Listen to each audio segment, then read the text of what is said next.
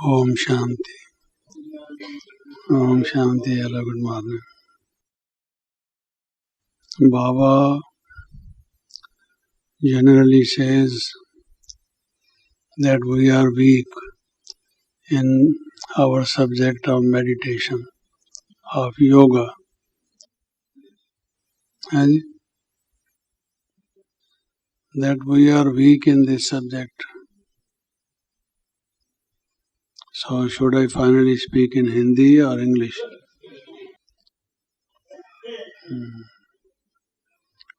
So I should switch back again to English? Tutti-frutti English, okay. So what I was saying was, this is what Baba generally has been saying. These are the general remarks about our weakness in the practice of yoga. And we will all agree by this. There is no one perhaps who will say, no, my yoga practice is very good. I am satisfied with it. Some may say this, then perhaps they don't understand what yoga means. If they had properly understood what yoga means and knew properly what yoga practice is, then I think no one would say that he or she is proficient in the practice of yoga. What should we do? Since Baba has been warning us again and again, and this is for our own benefit, this is very essential. First and foremost, we have to be yogi. The Gita also again and again talks of yoga. Tasmad yogi bhava Arjuna. O Arjuna, become yogi. So, how should we be able to fill up the gap and come to the mark? Be yogis, as Baba wants us to be. One of the problems is because before you try to apply your solution, you have first of all to identify the cause of the problem. Unless and until you are able to identify the cause, you will not perhaps be able to solve your problem well and satisfactorily. What is the problem? Let us first of all understand. One of the problems is that life after life we have been body conscious. This has given us a wrong practice. This has formed into a hard habit. Now, in order to give up this habit and to be soul conscious is a difficult task. If we had not been body conscious and if we were just to learn soul consciousness, that would be very easy. They say a lady took her daughter to a dancing expert and requested him to teach classical dance to her daughter. And while she was saying this, she also said she knows something about dancing. She has been dancing. She has learned a little bit. Now you have to train her further. She thought that she is perhaps telling some of her daughter's qualifications, perhaps recommending. On the other hand, the dancer said, oh, it's very difficult. If she had not learned dancing, it would have been easy. Now she would have to unlearn what she has learned and then learn what I will teach her. So it is a difficult task for me. Similarly, in this case, one of the difficulties is that we have learnt wrong thing. And in order to forget this, lot of practice is required. Baba says that for 63 lives you have been body conscious. Now does it mean that we will now first of all require 63 lives to unlearn it and then begin to learn it? We don't have that much of time, nor is it possible. So, how to tackle this problem? Let us identify first of all the problems before us. There should be some effective method whereby we can eradicate our whole habit of being body conscious, and instead of it, in place of it, to be soul conscious. This is one. The second thing is that the nature of the mind is such that mind can think of only one thing at a time. The soul is infinitesimal. The mind is also so. Mind is very, very, very, very small, infinitesimal. But the thought which comes out of it may be miles long. It may be very, very long. You see, it may cover the whole earth. Yesterday or a day before, an English lady passed away. She died at the age of about 90 or so. So was it reported in the newspapers. She had written about 200 and some books, you see, during her lifetime. So many books.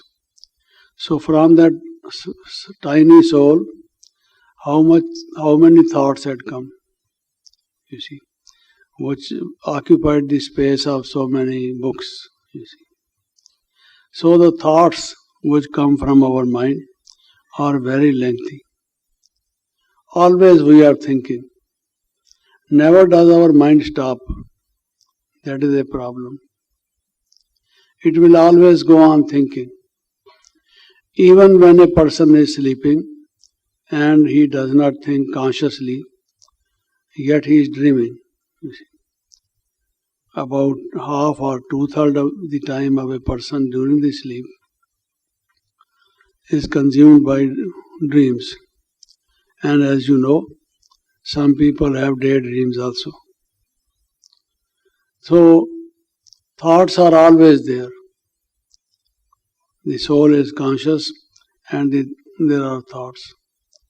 Now, how are you going to stop those thoughts which belong to the material, the gross, and instead of those thoughts, have thoughts of the transcendental, of soul, of the supreme soul, of soul world, of karmati stage, such like thoughts, which are totally new to you.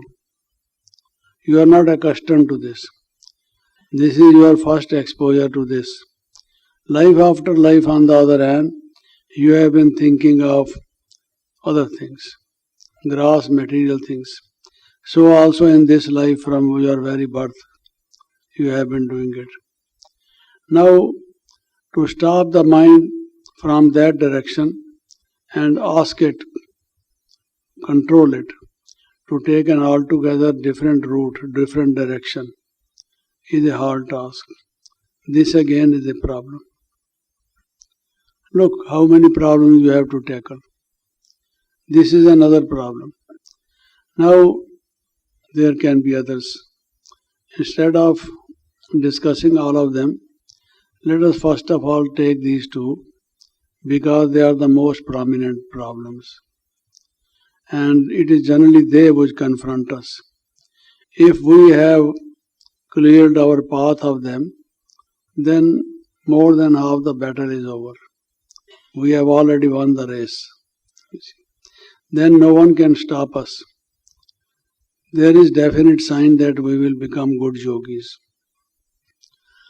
Now, in order to counter these, Baba has been giving us so many solutions to solve these problems. One of these has been, first of all, Baba has been saying, beloved children, my dear children, you become constant yogi. When you have constant thought of soul, naturally no other thought will enter. Because in order to push out the thought from your mind, thought is the only solution. Just as a nail is required to draw a nail out, similarly a thought is required to draw a thought out. So the first thing he has been suggesting is to be constant yogi. How can we be constant yogi? That is the problem. We can't even be yogi for a few minutes, and Baba asks us to be constant yogis. But that is the ideal which he sets before us. We say, Baba, we have been trying, we fail again and again. We get frustrated, disappointed that we are not able to fulfill your what you want, expect of us. Then what should we do? Baba says, okay, if you can't be constant yogi, can you practice yoga for 8 hours? Because a day has 24 hours. And let us suppose that out of those 24 hours, you spend about 8. Actually, we spend less on sleep. Then another 6 or 7 or 8 for worldly things. The duty hours are also according to labor laws of the United Nations, ILO, International Labour Organization. A person should work only for 8 days, 8 hours. You cannot keep him in employment for more than that. Otherwise you have to pay, and that can also be exceptional. So where are the rest 8 hours? 24 hours minus 8 hours minus 8 hours. That means still 8 hours are left. Alright, if you can't be constant yogi, can you be yogi for 8 hours? Baba, no, it's very difficult to be yogi for 8 hours. Baba says, then how can you how can you wash your soul off the karmic account which is settled on your soul? After all, you have to work hard. Otherwise, this karmic account collected over 63 lives, how will you be free from it? You have to do this. But we find it very difficult. It's not possible for us. Why? Because our thoughts go on. Never does our mind stop, as I said. Other things in the world may stop. Mind never stops. This is such a thing which is ticking all the time. Tick, tick, tick, tick, tick, tick. Like a clock in your room. That may also stop when the battery is finished. But its battery never finishes.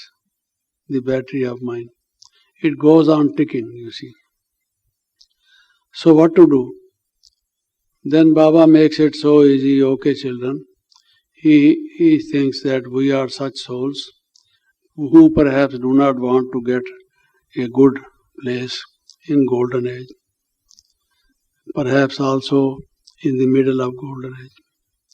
Okay then, if you can't be constant yogi, if you can't practice yoga for 8 hours, can you practice yoga for a minute, for 5 minutes, or to a couple of minutes every hour, if you can do that?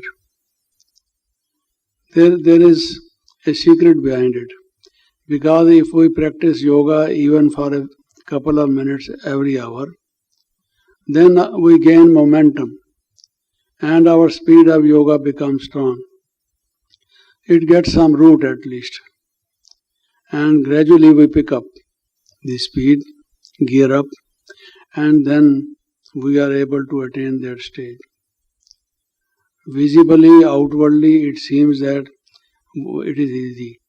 We have just to practice it for a few minutes. But when you begin to practice few minutes, if you are successful in it, then you will be successful ultimately in achieving your goal. But we don't practice even those couple of minutes. That's a pity. That is the greatest folly. Let's think about ourselves. What kind of people are we? They say in Hindi, भाई किस धातु का बना हुआ है ये आदमी? What metal are we made of? You see, because he says it for our own benefit, and we know how much we will gain if we practice it, and still we don't practice it. Times out of number, he reminds us to do this, but still we don't do that. So how to do that? Why we forget it? Even though we want to do it, yet we cannot do it. What is the reason? What is the hurdle? How to overcome this? How to overcome this?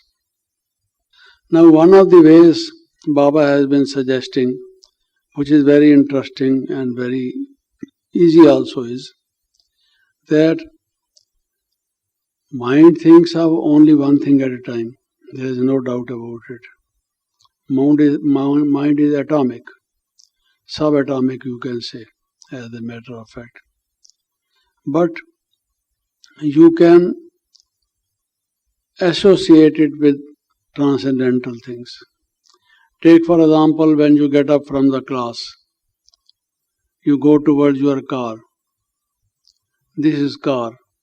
The body is also car. The soul is the driver.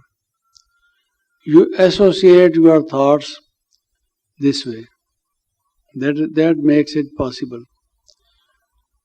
And where do you want to go? To my house, to my home. Yes, this is the home of the body, but soul world is the home of the souls. You see, if you just try to have this kind of a habit, divine habit, rechannelizing your thoughts, transforming them, changing their channel from this to that, then it may be possible.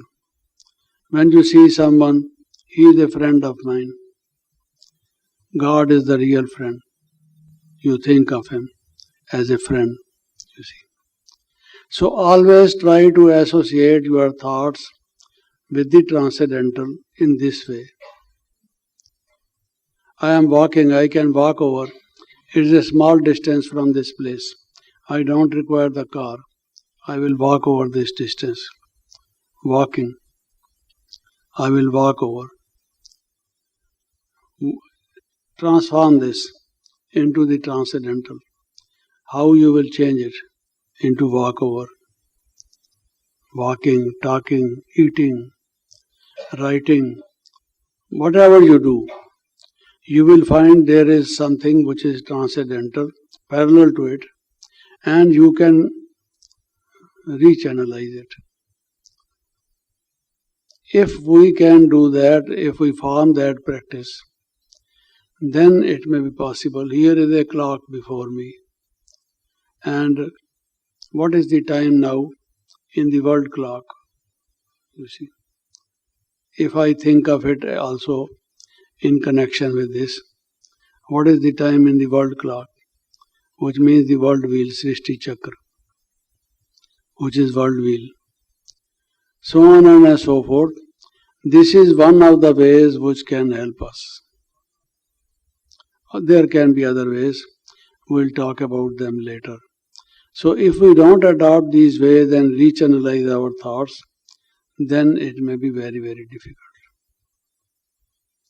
We'll take it up later, further of it. Thank you. Om Shanti.